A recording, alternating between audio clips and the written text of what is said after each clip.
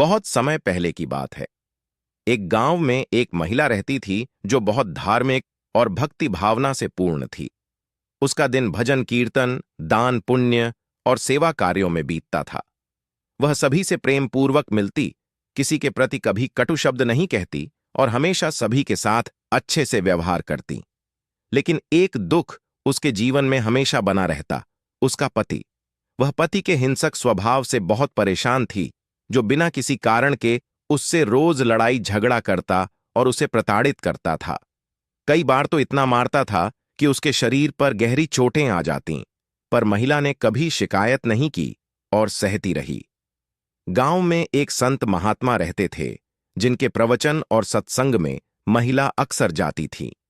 एक दिन जब उसका दुख बहुत बढ़ गया तो वह संत के पास अपनी व्यथा लेकर पहुंची। उसने विनम्रता से गुरु महाराज से पूछा, हे गुरुदेव, मैंने जीवन भर धर्म और सेवा का मार्ग अपनाया है, सबका भला चाहती हूं, फिर भी मुझे अपने पति के हाथों इतना कष्ट क्यों सहना पड़ रहा है? आखिर मेरी गलती क्या है? गुरु महाराज ने महिला की बात ध्यान से सुनी और थोड़ी देर चुप रहकर बोले, बेटी, क्या तुम्हारा पति तुम्हें भोजन देता है? महिला ने उत्तर दिया, हां महाराज जी, वह भोजन तो देता है।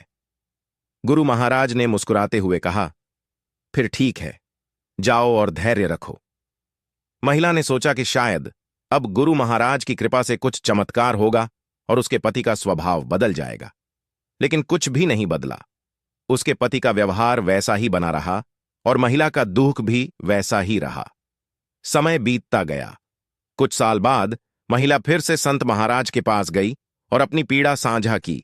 गुरुजी, मेरे पति का स्वभाव अब भी वैसा ही है। वह मुझे रोज मारता पीटता है। मेरी गलती क्या है? गुरु महाराज ने फिर वही प्रश्न किया, क्या तुम्हारा पति तुम्हें रोटी देता है? महिला ने उत्तर दिया, हां महाराज जी। संत ने फिर वही जवाब दिया, फिर ठीक है। लेकिन इस बार महिला की सहनशीलता टूट गई। वह रो पड़ी और गुरु महाराज से बोली, गुरुजी, मुझे मेरा अपराध बताइए। मैंने किसी का बुरा नहीं किया, फिर भी मुझे इतनी पीड़ा क्यों मिल रही है?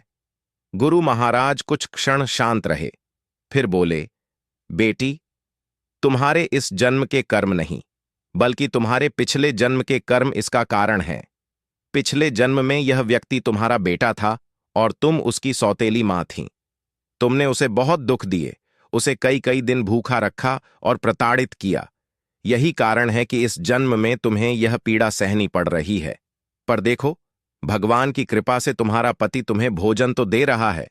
महिला यह सुनकर स्तब्ध रह गई। उसके सारे प्रश्न शांत हो गए और अब उसे अपने दुख का कारण समझ आ गया। उसने गुरु महाराज को धन्यवाद दिया और फिर कभी शिकायत नहीं की।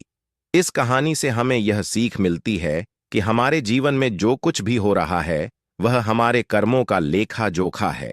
हमें सदा प्रेम और विनम्रता से रहना चाहिए और किसी के साथ बुरा व्यवहार नहीं करना चाहिए, क्योंकि कर्म का फल हमें इस जन्म में या अगले जन्म में किसी न किसी रूप में अवश्य मिलता है।